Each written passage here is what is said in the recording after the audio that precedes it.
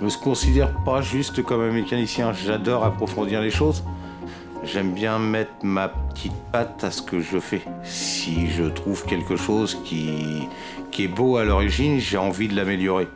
Lui donner ma petite touche personnelle. Je suis Gilles Gilbert. Je suis passionné de mécanique depuis tout petit. Une passion que mon père m'a donnée. Et puis l'envie de découvrir et de comprendre comment la mécanique fonctionnait. Je suis parti au départ d'un BEP tourneur-fraiseur. J'ai passé un BEP mécanicien auto. Je me suis présenté en candidat libre pour avoir ce BEP que j'ai eu. J'ai réussi à dépasser mon BEP par des anciens qui m'ont laissé passer leur savoir, leur passion. Ils ont un savoir-faire, ils ont du vécu. Et oui, c'est beaucoup les anciens qui m'ont appris ce genre de choses. J'ai appris beaucoup avec les revues techniques. J'ai toujours essayé de comprendre comment un moteur fonctionnait, parce que bon, il y a différents moteurs, il y a différentes façons de les faire fonctionner, donc beaucoup revues techniques.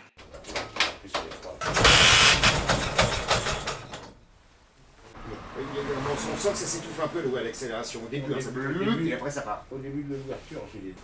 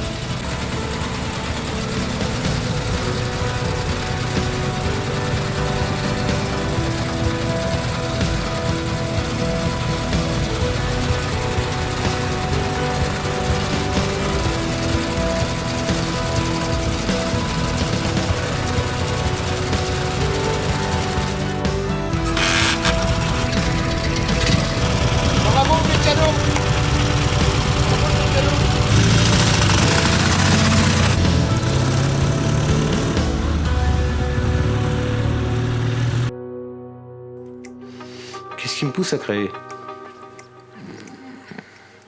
Ne pas avoir la même chose que tout le monde. J'aime pas faire ce que tout le monde fait. Dès l'instant que c'est simple, ça me plaît pas. Et quand je fais quelque chose pour quelqu'un en modification, j'aime pas le refaire pour une autre personne. Parce que c'est son truc, c'est pas celui des autres.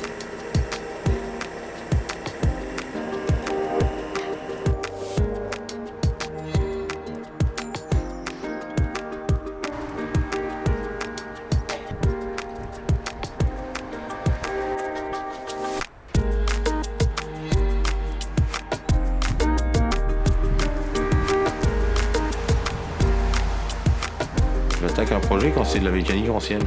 Mon grand plaisir, c'est du moteur à carburateur, un gros V8 avec des gros carbus, et puis que ce soit la patte du mécano qui travaille dessus, qui fait que le moteur tourne correctement. Je préfère le concret avec le tournevis et puis l'oreille au-dessus du moteur pour savoir comment il tourne. Oui, c'est ce que je veux. J'ai pas envie. Je veux qu'il reste un petit quelque chose de moi, un petit quelque chose de mon nom dans mes créations, parce que le jour où je serai plus là, je veux qu'on se souvienne de moi et puis qu'on sache que j'étais là.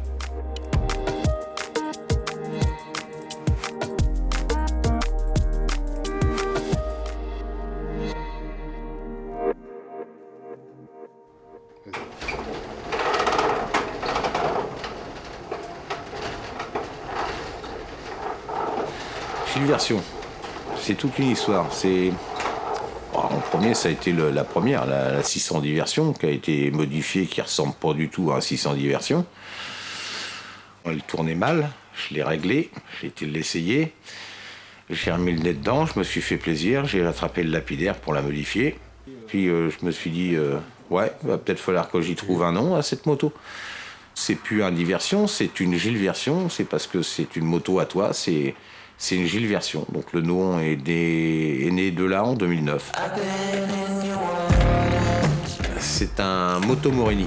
Il y en a très peu en France. Moto Morini est une marque qui s'est éteinte à un moment donné. Ils ont rappelé l'ingénieur qui était à la retraite pour concevoir le moteur de cette moto-là.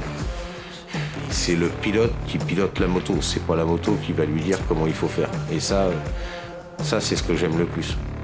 C'est une moto exceptionnelle.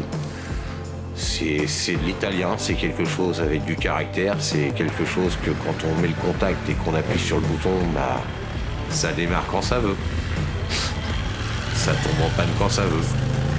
C'est italien, mais c'est ce qui fait le charme de cette moto.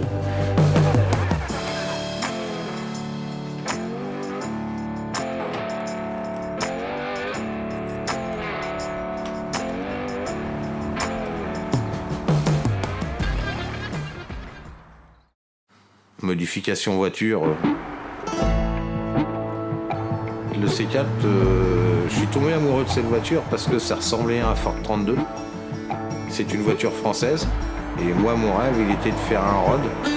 Un rod comme ils font aux États-Unis, avec des gros V8 dedans, mais je voulais faire un rod français, avec que de la pièce française. Donc un Citroën C4, c'est français. Je voulais lui mettre un V6 PRV qui est français, qui était développé par Peugeot, Renault, Citroën. Et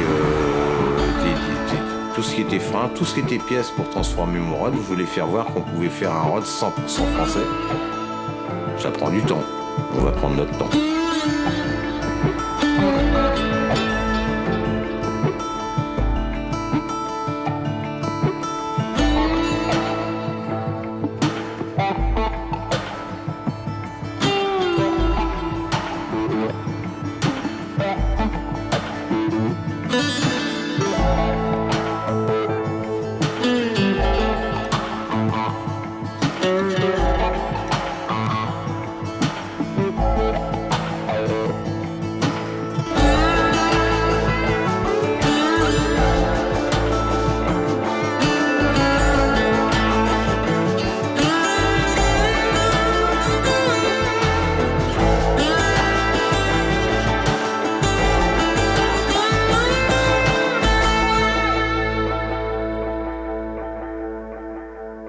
C'est surtout la mécanique qui m'a fait venir au motocross. Quand on fait du motocross, on casse toujours quelque chose. On casse le moteur, on casse plein de petites parties de la moto.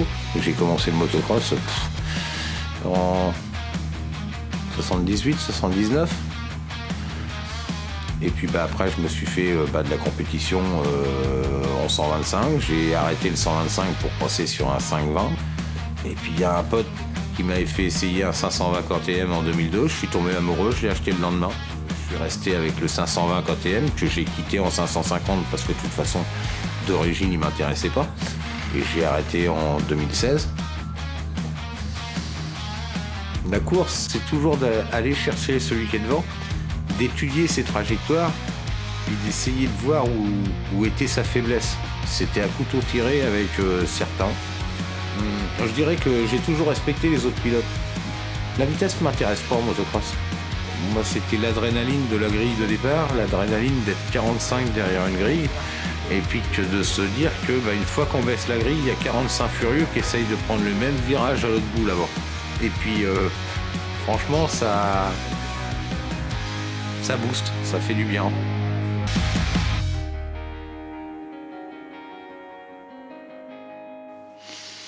Ma maladie s'appelle la maladie de McArdell.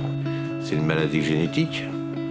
On s'est aperçu de ma maladie, j'avais 40 ans, mais je vis avec ça depuis que je suis tout petit. En fin de compte, je me suis adapté. Maladie musculaire, c'est-à-dire qu'à l'effort, j'ai très mal aux muscles. Mais c'est un combat tous les jours.